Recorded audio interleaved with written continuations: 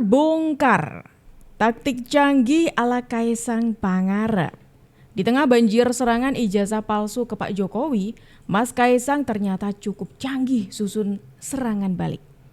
Tidak agresif dan gerusa-gerusu, tapi mematikan, bikin musuh mati langkah kena jebakan sendiri. Setelah kemarin isu Partai Biru muncul, Kaisang justru meredakan situasi dengan bilang, kan Bapak tidak menyebut Partai Biru. Seakan ingin membuat musuh bingung dan lakukan blunder. Ibarat mancing ikan besar di laut lepas. Setelah umpan disambar, dia biarin ikan itu kecapean berkelit. Saat sudah lemes, baru itu ditarik. Ini strategi politik mancing mania ala Kaisang. Sebenarnya kan kalau yang saya lihat ketika Bapak berbicara, kan tidak ada menuduh yang partai itu. Saya juga melihat kemarin dari Partai Demokrat bersuara juga. Tapi kita semua harus tahu hubungan kami dengan keluarganya Bapak SBY sangat baik. Kemarin juga Pak Wapres juga bertemu dengan beliau menjenguk di RSPAD. Dan saya pun juga ingin berencana ketemu dengan Pak Ketum Demokrat, Mas AHY, semuanya untuk bangsa ini. Tidak ada yang saling mencari. Tapi Mas dipastikan yang orang besar itu bukan dari Partai Biru ya Mas? Apa? Orang besar Oh kan, ketika kemarin sempat heboh teman-teman, sempat geger dalang yang diduga dalang dari isu ijazah palsunya Pak Jokowi itu katanya dari Partai Biru. Partai Biru kan banyak ya di Indonesia. Terus kemudian tidak lama dari itu muncullah dari salah satu anggota Partai Biru yang mengatakan kita nggak terlibat kok, seperti itu ya kan. Lah tiba-tiba kita diingatkan lagi, kita disadarkan lagi teman-teman. Ketika orang-orang kan juga pastinya menyudutkan Pak Jokowi gitu. Kemudian Mas Kaisang mempertegas nih, kan Bapak itu tidak pernah menyebut orang besar itu adalah Partai Biru. Orang besar itu pernah disebutkan oleh Pak Jokowi, tapi Pak Jokowi tidak pernah menyebut Partai Biru ataupun warna biru. Tidak pernah. Nah, ini nih, ini menarik teman-teman. Ketika Pak Jokowi saja tidak pernah menyebut Partai Biru ataupun warna biru, tiba-tiba dari salah seorang anggota Partai Biru itu muncul dengan mengatakan kami tidak terlibat dan apalah itu teman-teman. Nah ini kira-kira kode apa nih? Ditambah lagi dengan orang-orang pembuat gaduh itu sudah mulai memuja-muja, mendekati partai yang konon katanya Partai Biru ini. Yang pertama ada Dr. Tifa. Di sini terang-terangan Tifa itu membuat postingan di mana memuja-muja Mas AHY. Dari mulai Mas AHY katanya dipersiapkan dengan baik dalam diam-diam oleh dua ayah. Ayah biologis dan ideologisnya Pak SBY, ayah politiknya Pak Prabowo Subianto.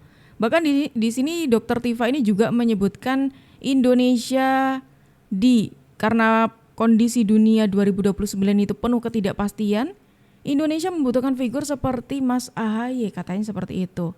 Yang kata Dr. Tifa, cerdas, gagah, tampan, DNA, solid, terdidik dengan sangat baik, dan terteladani dengan paripurna selama 10 tahun melihat ayahnya menjadi presiden besar dan terbaik. Tuh. Tidak sampai di situ saja teman-teman. Ini bahkan sampai ada Dr. Tifa itu mengatakan pilihan saya tidak pernah meleset. Pilihan yang mana ini? Kayaknya kemarin 2024 meleset ya. Bidak-bidak dia, ya kan, entah itu namanya siapa Ade Kurniawan, ya kan, entah namanya Sylvester, itu kan ngomong yang biru itu, jadi kan akhirnya ngomong biru itu kan, tapi kan nggak mungkin dia tiba-tiba ngomong biru. Kalau tidak ada blue light, bukan green light lagi, blue light dari si Jokowi. Harus diakui saya pernah berada di Partai Biru itu. Dan saya memang sudah tidak ada hubungannya lagi dengan partai itu. Dan ini confirm dengan penjelasan. Ya saya tahu ya, junior saya di partai itu ya, Herzaki sudah juga bilang. Kemudian Hinca, waktu saya ada di partai itu kan dia sekjen ya. Dia juga sudah mengkonfirmasi Roy Suryo udah nggak ada hubungannya lagi. sebenarnya kalau mau dikait-kaitkan dengan politik, itu justru sekali lagi kembali ke statement awal saya tadi, menambah musuh.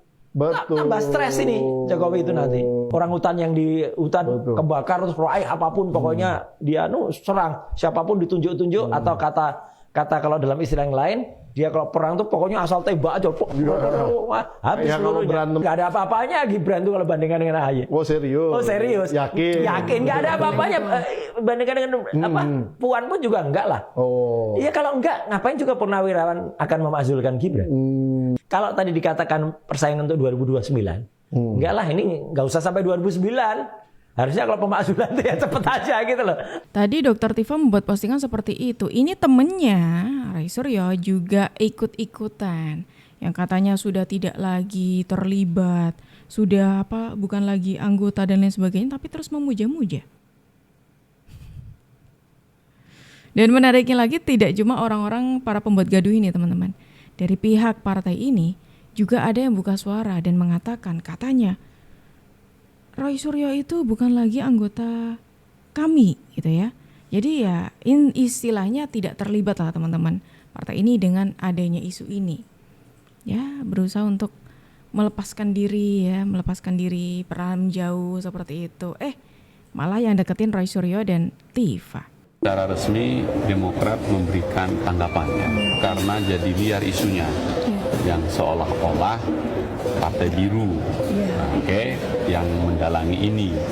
Kami tegaskan nggak ada urusan kami dengan kasus ijazah palsu ini. Apalagi dikait-kaitkan agenda politik di balik ini. Ini fitnah besar ini. Ini kami tolak. Sama sekali tidak ada keterlibatan Partai Demokrat dan kami semua kadernya terhadap itu. Kalau ditarik-tarik Saudara Roy Suryo yang pernah di Demokrat, saya pastikan masa saya sekjen Partai Demokrat, Saudara Roy Suryo tidak lagi jadi anggota Partai Demokrat. Waktu itu sudah berakhir hubungannya. Jadi tidak ada hubungan Roy Suryo dengan Partai Demokrat. Sama sekali tidak ada. Mungkin orang menarik-narik karena ada Roy Suryo pernah punya pengalaman bersama kami. Saya tegaskan sekali lagi, saya sekjen Partai Demokrat waktu itu dan memastikan di era saya Roy Suryo bukan lagi anggota Partai Demokrat. Karena itu tidak ada hubungan antara apa yang dilakukan Roy Suryo dengan Partai Demokrat. Sama sekali tidak ada. Itu tanggung jawab pribadi dia. Partai Demokrat sama sekali tidak terlibat dan tidak ingin melibatkan diri soal kasus ijazah palsu. Kami juga sebenarnya waktu saya minggu lalu di interupsi itu saya sudah sampaikan kepada Pak Roy, sebenarnya pintu maaf itu masih ada, tapi artinya Pak Roy ya harus bersadar diri ya, kemudian memberikan informasi yang benar kepada masyarakat, bukan menggiring opini publik bahwa itu adalah produk palsu. Karena kenapa? Bahwa UGM telah memberikan keterangan, kemudian yang kedua bahwa Puslap Barreskrim juga telah memberikan keputusan yang jelas. Nah, dan saat ini perlu saya tegaskan, bukannya Pak Jokowi tidak menyerahkan ijazah palsu, tidak memperlihatkan, malah telah dilakukan sita oleh pihak Polda Metro Jaya, yaitu yang sebenarnya dipersoalkan ini kan ijazah S1, ini sekarang malah sudah diserahkan ijazah SMA dan S1, keduanya sudah diserahkan kepada pihak kepolisian. Nah, teman-teman ini kan bukan pihak kepolisian yang tidak punya relevansi untuk menguasai atau melihat ijazah tersebut gitu loh. Tapi polisi sudah menyita, harusnya kita sudah yakin bahwa yang asli sudah diserahkan gitu loh. Masa kita harus melihat benar penyerahan itu loh. Korelasinya apa gitu loh. Ya kan kepada teman-teman ini juga kan bukan pihak yang dirugikan. Emang karena ada isu ijazah ini udah dirugikan berapa triliun sebenarnya. Oke, baik. Bukan ya? Oh ya, udah denger ya. Ini bahkan tadi ada seorang kader partai yang menyebut partai ini tidak terlibat. Orang yang tadi sudah berstatement, orang yang buat huru-hara ini itu sudah bukan anggota kami dan seterusnya. Sudah mulai untuk melepaskan diri teman-teman. Yang mana kemudian dilanjut dengan saran dari Pradi Bersatu kepada khususnya Roy Suryo CS yang menyebut ini tuh pintu minta maaf atau ya pintu maafnya ini tuh sebetulnya belum tertutup. Udahlah, nggak usah makin ngembangin kasus ini semakin meluas lagi, semakin nggak jelas lagi. Udah, minta maaf aja deh mendingan. Karena emang seperti kita tahu teman-teman ya, kasus ini tuh semakin melebar, tidak ada titik tujuannya karena ya mereka tuh tidak sesuai dengan omongan mereka yang katanya mereka pengen mencari kebenaran, padahal enggak. Kalau memang mereka mau mencari kebenaran ya, itu harusnya sejak UGM buka suara, Bareskrim sudah memutuskan, itu udah selesai. Tapi mereka kan nggak mau, malah tambah menarasikan yang ini itu, nggak jelas memang. Tapi sebetulnya ya teman-teman ya, dengan kasus ini yang masih berjalan sampai detik ini tuh bisa dikatakan meskipun mereka berusaha untuk melebarkan kasus ini sudah bisa dikatakan kalau sudah mulai perlahan menemukan titik terang. Yang mana titik terangnya itu kok semakin dekatnya Roy Suryo CS dengan baju orange. Makanya ini sampai ada nih netizen yang tidak sabar untuk menggelar syukuran potong kambing gitu ya untuk tertangkapnya Roy Suryo. Ya guys, saya sih udah gak sabaran nunggu kasus ijazah palsu ini. Ya, selain terancam menjadi tersangka dalam kasus tudingan ijazah palsu Jokowi, Roy Suryo CS juga dilaporkan oleh mantan Wakil Menteri Desa Saiman Raharjo. Tokoh yaitu Roy Suryo, Rismon, kemudian Hermanto, dan Bambang Suryadi Pitor. Fitnah, padahal kami tidak tahu menau, dituduh mencetak ijazahnya Jokowi, segera mendapatkan ganjaran dan ditangkap oleh polisi, proses hukum dan dihukum.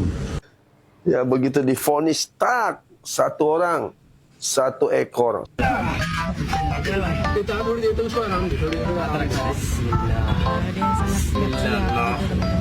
Saya korban.